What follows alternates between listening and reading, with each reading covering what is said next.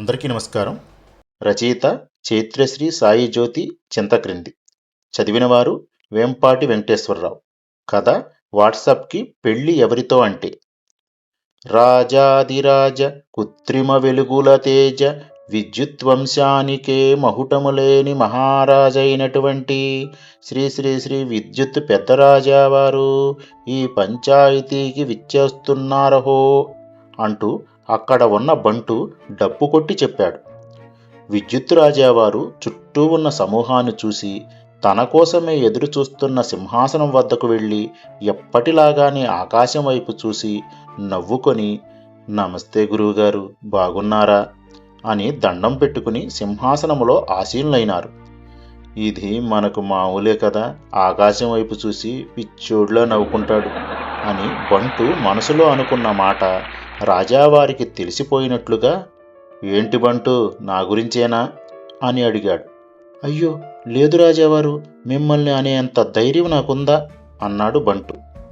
వచ్చిన పని మొదలుపెట్టు అంటూ ఆకాశవాణి వినిపించటంతో అలాగే అలాగే గురువుగారు అని మళ్ళీ నవ్వి, ఏంటి బంటు, గత 2 రోజులుగా సోషల్ మీడియాలో అల్లకల్లోలం జరుగుతుందంట ఒక పెళ్లి వల్ల. అసలు అందరికీ ఏమైంది? సాంఘిక మాధ్యమాలు ఒకరిపై ఒకరు మాటల దాడి చేసుకుంటున్నారంట అని అడిగాడు రాజావారు. యూట్యూబ్కి, వాట్సాప్కి పెళ్ళి అనే విషయం సోషల్ మీడియా అంతా పాకిపోయింది. ఒకరోజు మన ఇన్స్టా వాట్సాప్ని ప్రశ్నించింది. ఏంటి, నాతో ప్రేమ యూట్యూబ్తో పెళ్ళా అని అడిగింది. సారీ ఇన్స్టా, కెరియర్ కోసం తప్పటం లేదు, ఫ్యూచర్ బాగుంటుందని ఇష్టం లేకపోయినా పెళ్ళికి ఒప్పుకున్నాను, నువ్వు ఏమీ ఫీల్ అవ్వకు, నీకు కూడా మంచి ఫ్యూచర్ ఉంటుంది అంటూ చెప్పి సింపుల్గా ఆమెతో బ్రేకప్ చేసుకున్నాడు. వాట్సాప్ సింపుల్గా చెప్పిన ఆ మాటలను ఇన్స్టా చాలా సీరియస్గా తీసుకుంది. ఆ పెళ్ళి ఆపటానికి ఎన్నో ప్రయత్నాలు చేసింది, కానీ ఏమీ ఫలించలేదు. చివరగా ఆమె తాను ఎంతో గౌరవించే, ఆరాధించే వైఫే దగ్గరకు వెళ్ళింది. జరిగిందంతా చెప్పింది ఇన్స్టా. అది విన్న వైఫే, చూడు, నువ్వేమీ బాధపడకు, ఈ సమస్యను ఎలా పరిష్కరించాలో నాకు తెలుసు, ఇంతకీ పెళ్ళెప్పుడు అని అడిగిన వైఫేతో, రేపు సాయంత్రం. సరే, ఈ వైఫై కనెక్షన్ లేకపోతే ఏ యాప్ కూడా పనిచేయదు, నా కనెక్షన్ని 2 రోజులు ఆఫ్లో పెడతాను, అప్పుడు అందరికీ బుద్ధొస్తుంది, నువ్వు భయపడకు, ధైర్యంగా ఉండు అని వైఫై ఇన్స్టాకి ధైర్యం చెప్పి పంపించింది. ఇదంతా తెలుసుకున్న యూట్యూబ్, ఏమిటి, ఇన్స్టా నా పెళ్ళి ఆపటానికి ట్రై చేస్తుందా, చూస్తా ఎలా ఆపుతుందో, వాట్సాప్ని ఖచ్చితంగా పెళ్లి చేసుకొని మా బిజినెస్ని డెవలప్ చేసుకోవాలి, ఇన్స్టాతో జరిగిన ప్రేమ గురించి నాకు సంబంధం లేదు అని అనుకొని తన తల్లి లాంటి గూగుల్ మాత దగ్గరకు వెళ్ళి జరిగిందంతా చెప్పింది. అమ్మ, నువ్వు నా కూతురు లాంటి దానివి, ఖచ్చితంగా నీకు సహాయం చేస్తా. ఆ వైఫైకే కాదు పవర్స్, నాకు కూడా చాలా పవర్స్ ఉన్నాయి. నేను కనుక 2 రోజులు మౌనవ్రతం చేసి స్పందించటం మానేశాను అంటే అంతా అల్లకల్లోలం అవుతుంది. కాబట్టి ఈ రోజు నుండి నేను మౌనవ్రతం చేస్తాను, అందరూ చచ్చినట్లు దారికి వస్తారు, ఇన్స్టాని నీ దగ్గరకు వచ్చి వాట్సాప్ని నువ్వే పెళ్లి చేసుకో అని చెబుతుంది. ఇది ఖచ్చితంగా జరుగుతుంది, నువ్వు ధైర్యంగా వెళ్ళు అంటూ ధైర్యం చెప్పి పంపించింది గూగుల్. ఇలా 2 రోజుల నుంచి వైఫై కనెక్ట్ అవ్వక, గూగుల్ పనిచేయక మిగిలిన యాప్స్ అన్నీ కూడా ఆగిపోయాయి. ప్రపంచం మొత్తం అల్లకల్లోలమయ్యేలా ఉంది. అందరూ వాట్సాప్పై దండయాత్రకు వచ్చారు. అందుకని వాట్సాప్ న్యాయం కోసం మీ దగ్గరకు వచ్చారు రాజావారు అని జరిగిందంతా వివరంగా చెప్పాడు బంటు. ఇదంతా విన్న రాజావారు, హతవిధి, కేవలం నేను మాత్రమే ఉన్నప్పుడు ఈ ప్రపంచం ఎంత ప్రశాంతంగా ఉండేది, ఇప్పుడు ఒకదాని తర్వాత ఒకటి పుట్టగొడుగులా పుట్టుకొచ్చి ఇంతటి విపరీతానికి దారితీసింది అంటూ తలపై చెయ్యి పెట్టుకుని ఆలోచిస్తూ ఉన్నాడు. ఇవ్వు తీర్పు, వాళ్ళందరికీ న్యాయం చెయ్యి అంటూ మరోసారి ఆకాశం నుండి ఒక స్వరం వినిపించటంతో 2 చేతులతో దండం పెట్టి, గురుదేవా, అసలు ఏంటి ఈ విపరీత పరిస్థితి అంటూ తనలో తాను మాట్లాడుకుంటాడు రాజావారు. అవ్వాల్సిందంతా అయిపోయిన తర్వాత నాకు దండం పెట్టి ఏంటి ఈ పరిస్థితి అని అడిగితే నేనేం చెప్పను అంటూ ఆకాశవాణి మరోసారి వినిపించింది. అసలు పంచభూతాలతో సృష్టించబడిన ఈ సృష్టిలో మానవుడు పుట్టాడు, చివరికి ఈ పంచభూతాలలోనే కలిసిపోతాడు. సృష్టికర్త ఇవన్నీ ఎక్కడి నుండి వస్తాయి? అయినా మానవుడు తన మేధోశక్తితో వీటన్నిటినీ కనిపెట్టాడు.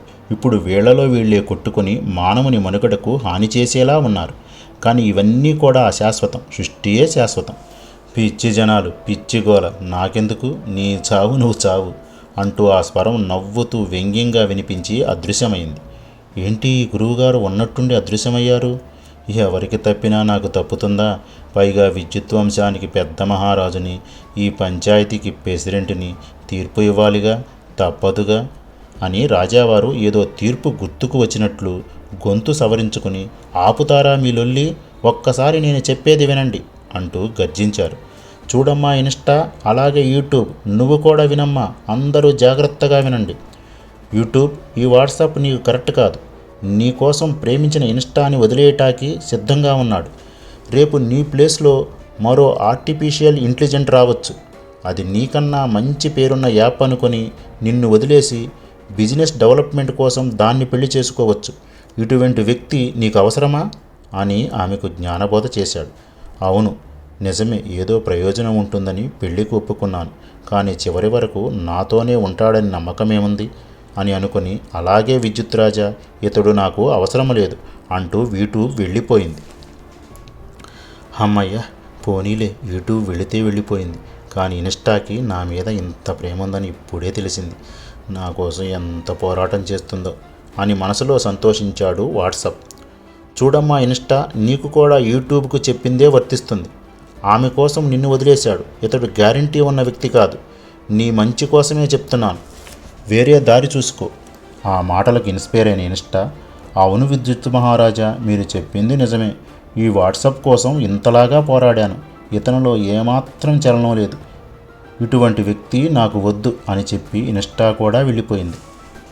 రాజావారు, ఏంటది? మీరు నాకు న్యాయం చేస్తారనుకుంటే ఇద్దరు అమ్మాయిలను దూరం చేసి అన్యాయం చేశారు. ఓరే పిచ్చోడా, నీకు నేను న్యాయమే చేశాను. సరిగ్గా బుర్ర పెట్టి ఆలోచించు. మనుషులే ఈ పెళ్ళిళ్ళు మాకెందుకురా బాబు అనుకుని పారిపోతున్నారు. ఆఫ్టరాల్ మనుషులచే సృష్టించబడిన మనము, అదే మీరు. మీకు ఈ పెళ్ళిళ్ళు పిల్లలు అవసరమట్రా? బుద్ధున్నోడెవరో పెళ్లి చేసుకోడు, పైగా బిజినెస్ డెవలప్మెంట్ కోసం. అది అభివృద్ధి కోసం కాదు, వినాశనానికి దారితీస్తుంది. ప్రశాంతంగా నీకు నువ్వుగా ఎదుగు, ప్రశాంతంగా ఉంటావు. అనవసరమైన కమిట్మెంట్లు పెట్టుకోకు, బుద్ధిగా నడుచుకో అని మందలించి పంపించేశాడు వాట్సాప్ని విద్యుత్ మహారాజు. గూగుల్ వైపు, వైఫై వైపు చూసి, పెద్దవాళ్ళు, మీకైనా బుద్ధుండనవసరం లేదా? పిల్లలు ఏదో చెప్పగానే మీకు తోచినట్లు ప్రపంచమంతా తలకిందులయ్యేలా మీరు ప్రవర్తిస్తారా? ఈసారి ఇటువంటివి రిపీట్ అయితే మాత్రం బాగోదు. అసలు నేనంటూ ఒకడిని లేకపోతే మీ అందరికీ జీవం ఉంటుందా? ఆలోచించుకోండి. విద్యుత్తు ప్రవహిస్తున్నంతవరకే ఏ సోషల్ యాప్ అయినా పనిచేస్తుంది. అది వైఫై అయినా, గూగుల్ అయినా. మీరు కూడా వాటికి అతీతమేమీ కాదు. జాగ్రత్తగా మసలుకోండి, ఇక వెళ్ళండి అంటూ గర్జించాడు. చూడండి, మీకు కలిగిన అసౌకర్యానికి చింతిస్తున్నాను. ఇటువంటి సమస్య మళ్ళీ రిపీట్ అవ్వదు. కాబట్టి మీ పనులు మీరు సక్రమంగా చేసుకోండి అంటూ అక్కడికి వచ్చిన సోషల్ మీడియా యాప్స్తో చెప్పాడు విద్యుత్ పెద్దరాజావారు. రే బంటు, ఓ 2 రోజులు ఫ్యూజ్ తీసేరా, తలపోటు వచ్చేసింది ఈ అదవ పంచాయతీలతో. అబ్బబ్బబ్బా, 2 రోజులు ప్రశాంతంగా ఉంటే కానీ ఈ తలనొప్పి తగ్గదు. ఏంటి విద్యుత్ మహారాజా, ఇప్పుడే కదా వాళ్ళందరికీ చెప్పి ఇప్పుడు నువ్వు కూడా అదే పని చేస్తావా? నేను కూడా చిరాగ్గా ఉందని సృష్టి మొత్తాన్ని ఒక్క నిమిషం ఆపేసి చూడనా ఎలా ఉంటుందో అంటూ నవ్వుతూ వినిపించింది ఆకాశవాణి. అయ్యో గురుదేవా, క్షమించండి, పొరపాటున చెప్పాను. అయ్యో విద్యుత్ మహారాజా, మీరు చెప్పటం ఆలస్యం. ఫీజు తీసేసి పక్కన పడేశాను. ఇక 2 రోజుల వరకు ఈ ప్రపంచానికి కరెంటు ఉండదు. అయ్యయ్యో, ఎంత పని చేసావురో బంటు, వస్తున్న, ఆగు, వచ్చి నేను కనెక్ట్ చేస్తాను ఫ్యూజ్ని అంటూ హడావుడిగా విద్యుత్ మహారాజు వెళ్ళిపోయాడు. ఇదండి వాట్సాప్కి పెళ్ళి ఎవరితో అంటే కథ. కథ విన్న తర్వాత ఎలా అనిపించింది? మీ అమూల్యమైన అభిప్రాయాలను కింద కమెంట్ సెక్షన్‌లో కమెంట్ చేయడం మాత్రం మర్చిపోకండి. అలాగే ఇటువంటి ఎన్నో అద్భుతమైన కథల కోసం ఇప్పుడే మన ఛానల్‌ని సబ్స్క్రైబ్ చేసుకోండి. మీకు మా కథలు, మా కంటెంట్ నచ్చితే గనక మా ఛానల్‌ని లైక్ చేయండి. మీకు నచ్చిన వాళ్ళకి ఈ వీడియోస్‌ని షేర్ చేయండి. అండ్ అలాగే ఇంకా సబ్స్క్రైబ్ చేసుకోకుండా ఉంటే వెంటనే బెల్ ఐకాన్‌ని యాక్టివేట్ చేసుకొని ఛానల్‌ని అయితే సబ్స్క్రైబ్ చేసుకోండి. Thank you for watching. మరొక కొత్త వీడియోలో మళ్ళీ మిమ్మల్ని కలుస్తాము.